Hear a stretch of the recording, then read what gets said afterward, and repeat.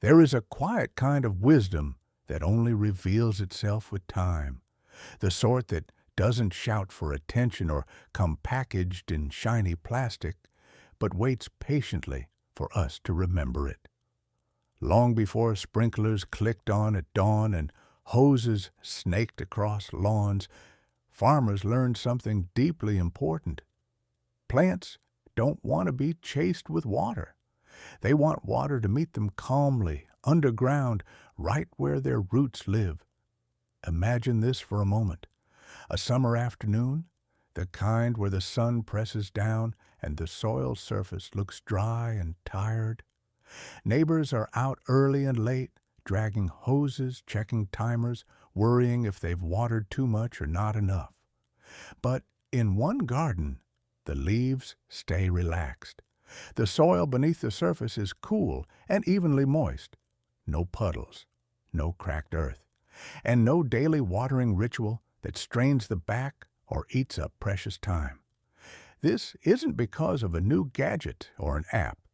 It's because of a method that's been quietly doing its job for more than 4,000 years. The system is called irrigation, though the name itself is far less important than the idea behind it. An olla is simply an unglazed clay pot, buried in the soil near your plants, with only its opening exposed. You fill it with water, cover the top, and then you walk away. That's it. No timers, no pressure regulators, no guesswork. The soil takes what it needs, when it needs it. This practice was carefully documented in ancient agricultural texts, including a farming manual from China's Han Dynasty known as Fan Shengji Shu. What's striking about these records is not poetic language or theory, but practicality. They didn't explain why the system worked. They didn't need to.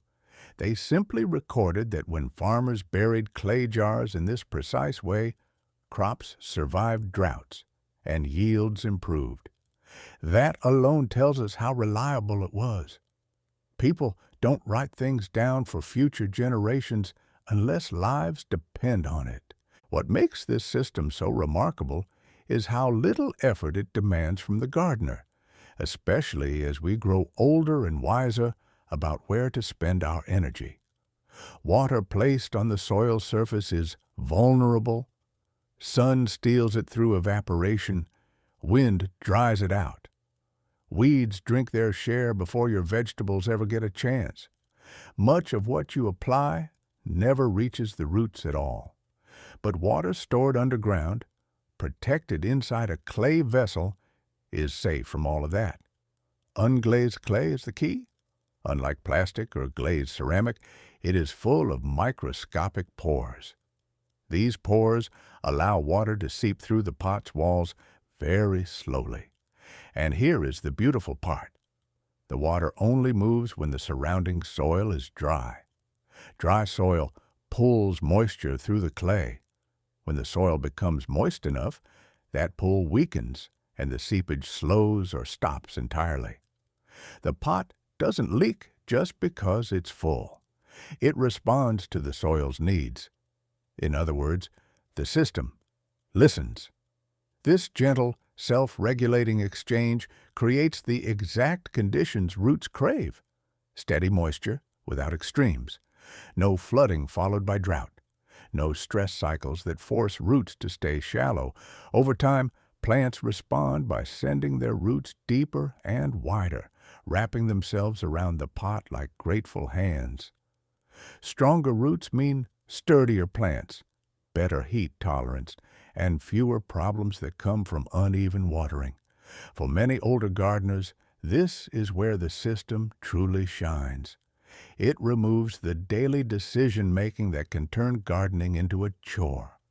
You're no longer wondering, did I water yesterday? Or should I water again tonight? Instead, you fill the pot once, maybe twice a week in the heat of summer, and trust the soil to do the rest. Your body gets a break. Your water bill goes down, and your plants experience a calm, consistent environment that modern systems often fail to provide.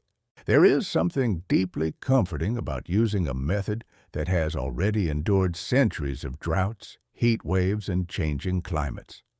It reminds us that progress doesn't always mean adding complexity. Sometimes it means returning to something simple, proven, and quietly brilliant. This ancient clay pot, buried beneath your tomatoes or peppers, is not just an irrigation tool. It's a lesson in patience, humility, and working with nature instead of against it. And this is only the beginning. Once you understand how this system truly works beneath the surface, you begin to see your garden differently, not as something that constantly needs correcting, but as a living partner that knows exactly what it needs if we're willing to let it decide. If the story ended with ancient farmers and buried clay pots, it would already be impressive. But what truly sets this system apart, and why it feels almost tailor-made for today's gardeners, is what happens quietly, invisibly, after the jar is buried and the soil settles back into place. This is where the real magic unfolds, not above ground where we tend to focus our attention, but in the living conversation between soil, water, and roots. Plants are far more perceptive than we give them credit for. Their roots are not wandering blindly through the dirt. They are constantly sensing temperature, moisture, and opportunity. When an unglazed clay pot is buried nearby and filled with water, the surrounding soil begins to change in subtle ways. Moisture seeps outward only as needed, creating a gentle gradient. To a plant root, that gradient is like a quiet signal saying, "Here is safety, here is consistency." Over time, roots grow toward that signal.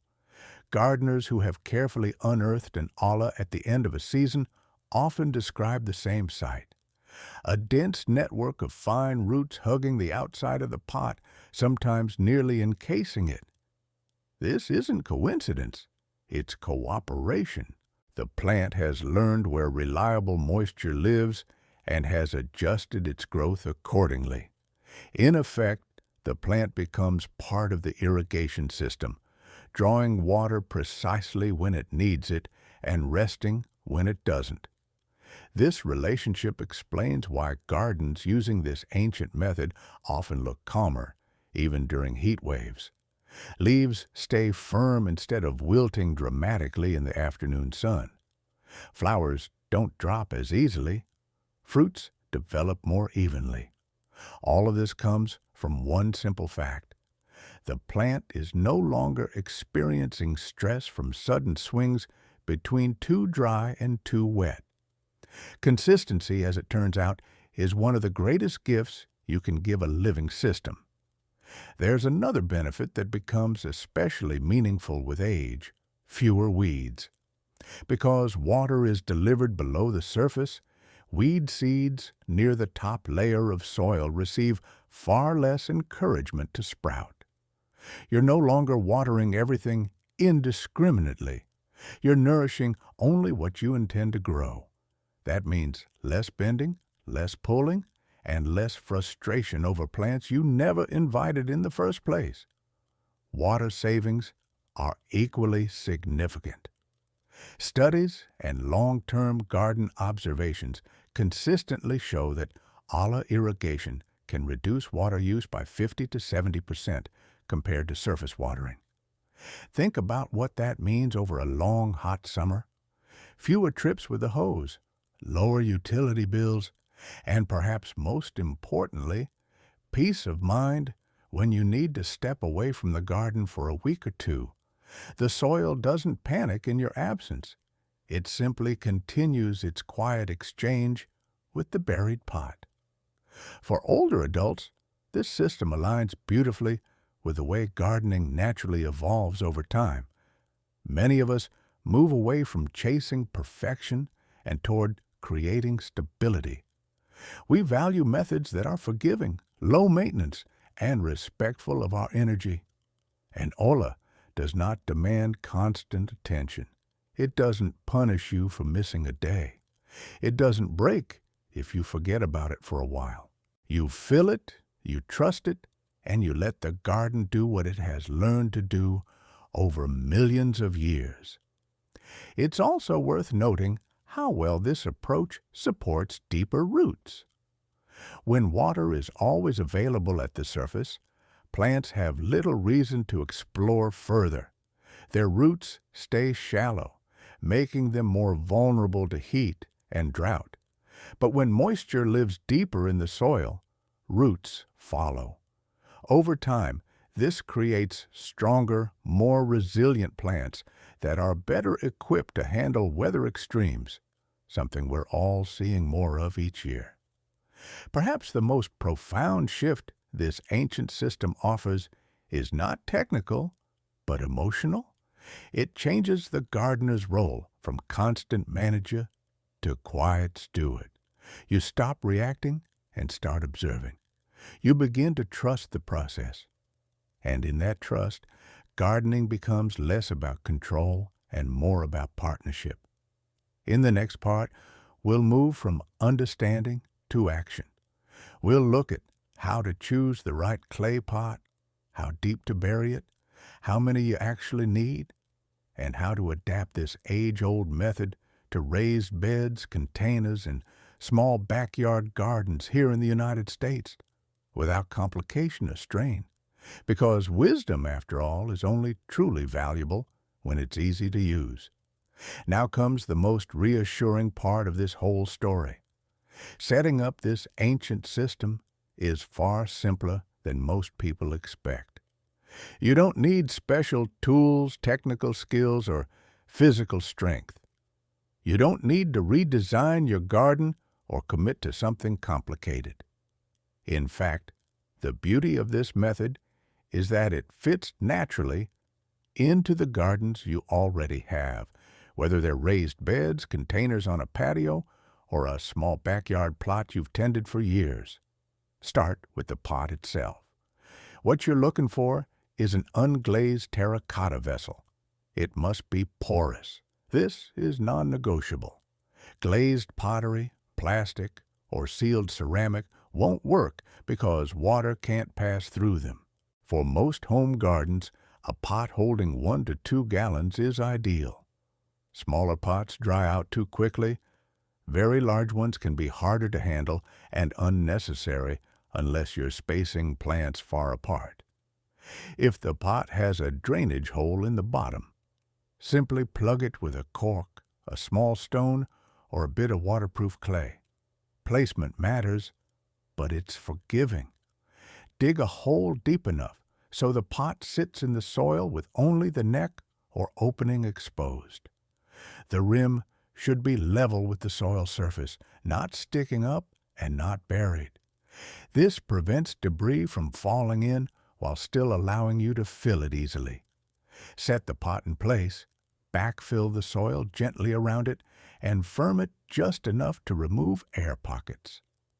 There's no need to compact the soil tightly. Roots like a little breathing room. Now plant around it. Most vegetables do well when planted 6 to 12 inches from the pot, depending on their size. Tomatoes, peppers, squash, and cucumbers respond especially well to this method, but herbs and flowers benefit too. Over time, the roots will find their way to the moisture source on their own. You don't need to guide them or worry about exact spacing. Nature is very good at finishing the job once you've started it. When you fill the pot for the first time, do it slowly. Let the water soak in and top it off again.